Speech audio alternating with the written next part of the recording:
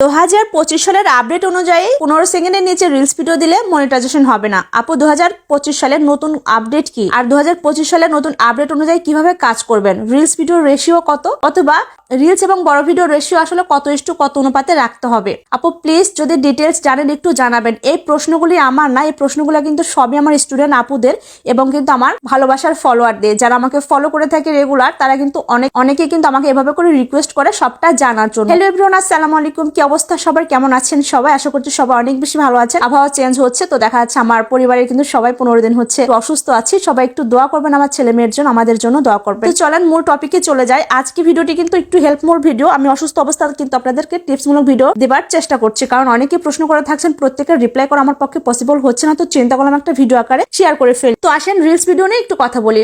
অনেকে কিন্তু শুধুমাত্র রিলস ভিডিও নিয়েই কাজ করছে।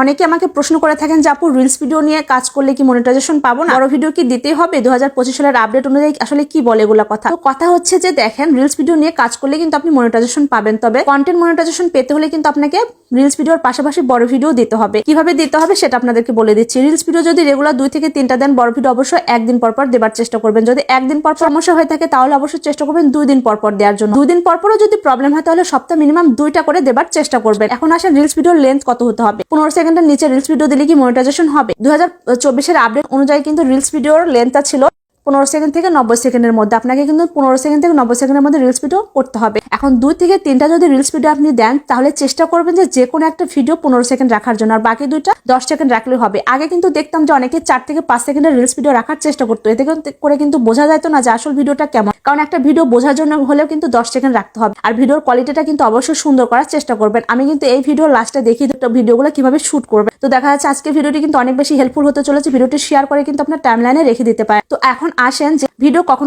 আপলোড করবেন। দেখেন ভিডিও কখন আপলোড করবেন এটা নিয়ে কিন্তু আমার পেজে অলরেডি ভিডিও দেওয়া আছে, আপনি চাইলে কিন্তু দেখে নিতে পারেন। আর 4 থেকে 5টা রিলস ভিডিও দেওয়ার দরকার নাই, দিনে 2 থেকে 3টা দিলেই হবে। কারণ একটা জিনিস মাথায় রাখবেন, যে ভিডিওগুলো দিচ্ছেন সেটা ভিউ হওয়ার জন্য কিন্তু একটা মিনিমাম সময় দেওয়া দরকার। যদি আপনি সময় না দেন তাহলে কিন্তু ভিউ হবে না।